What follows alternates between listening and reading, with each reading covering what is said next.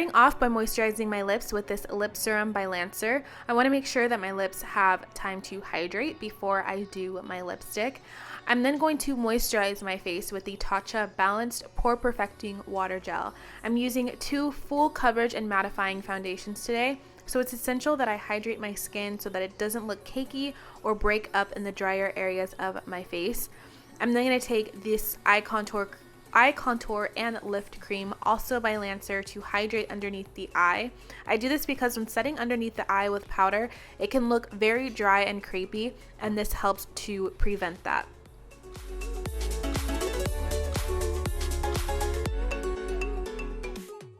I'm then going to prime my skin using the Skindinavia Makeup Primer spray, which is my ultimate favorite, and then I'm going to start with my foundation. So I'm mixing 2 foundations today, my Clinique Beyond Perfecting and my Urban Decay All Nighter. I did this one day because I'm almost out of my Clinique foundation, and I loved the way that these 2 work together. Because these 2 foundations are on the thicker side and my skin has been more dry, these normally didn't blend out easily for me, but with the way that I've been prepping and hydrating my skin lately, these 2 foundations literally glide over my skin smoothly. They blend easily. There's no breaking up, and it looks really nice. I'm highlighting underneath my eye, chin, nose, and forehead using the Tarte Shape Tape Concealer in the color Tan, and then I'm going to blend that out using these new mini miracle sponges from Real Techniques. I do dampen mine with water, and I'm just so happy that they came out with these because I feel like I have more control in blending out my under eye concealer, and also when I set it with powder. With the bigger sponge, I felt like it was easy to bring the product down a little too far, but this is perfect for getting into the corners of your eyes, the sides of your nose, and other hard to reach places.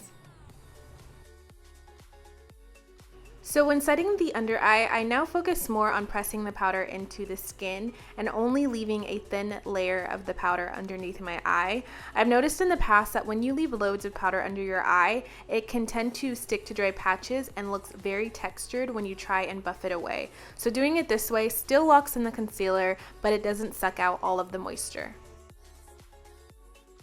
I'm highlighting right underneath where I contour with this LA Girl Pro Concealer in Cool Tan. This is definitely not necessary, it's just helped me to keep my contour right above that line so that I don't bring it down any farther, and it also just makes it a lot more crisp. I do this before I contour because I've only been using powders to contour lately, and I don't want it to mix with this cream. And I also use a darker shade than my under eye concealer just so that it is more natural looking and blends more seamlessly down into my jawline.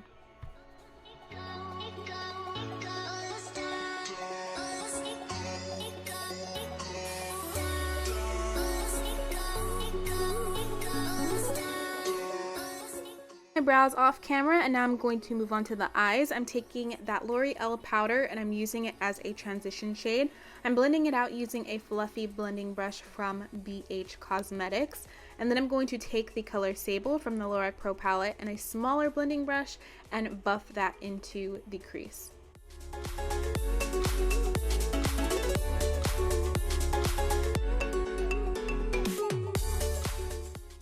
I then dampen my brush with some water, and I'm taking that champagne color from the Morphe 350 palette and I'm pressing that onto my lid while also softly rounding out my crease.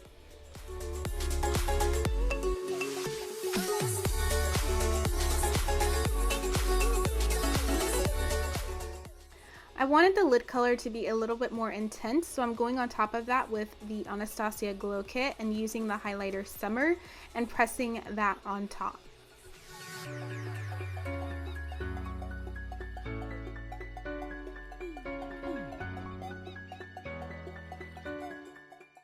For eyeliner, I'm using the e.l.f. liquid liner. I cleaned it up with a little concealer afterwards and some translucent powder just to make it nice and sharp.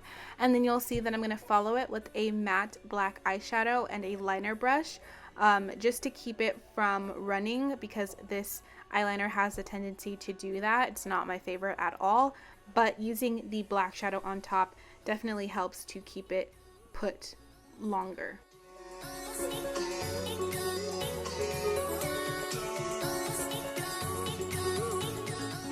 So I'm coating my lashes with some mascara, and then I'm going to be using the cream lashes in the number 62. I love these lashes. You can find them at a beauty supply store and they are less than $2. Then I'm going to press the remaining powder into my skin with a damp sponge.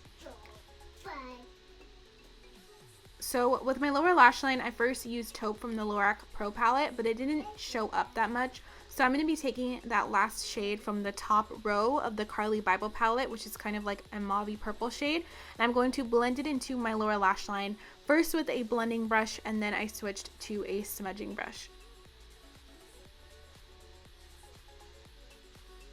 I'm lining my waterline with my favorite Wet n Wild nude liner in Call Your Buff. And I'm going to take Summer from the Anastasia Glow Kit and highlight my inner corners. I'm throwing on some mascara to my bottom lashes. I'm using the Too Faced Better Than Sex. And then I'm going to highlight my brow bone with that same highlighter from the Anastasia Glow Kit.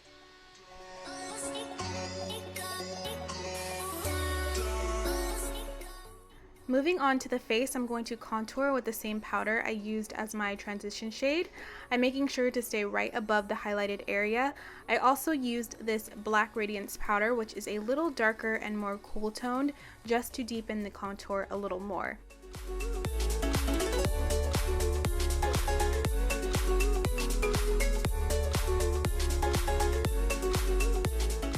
For blush, I'm going to be taking Mellow Wine from Wet n Wild, and I'm going to take my damp sponge and go over that just to press it into the skin and kind of lessen the intensity. And I'm highlighting with Bronze, Summer, and Moonstone all mixed together, which is from the Anastasia Glow Kit, of course. And I'm taking that onto my forehead, my chin area, and down the bridge of my nose and the tip of my nose.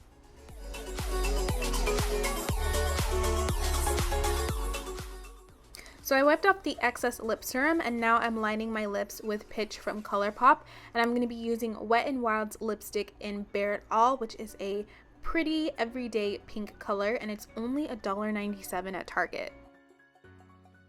I went on top of that with this NYX Lip Lingerie. I can't remember the shade of it, but I will list it in the description box.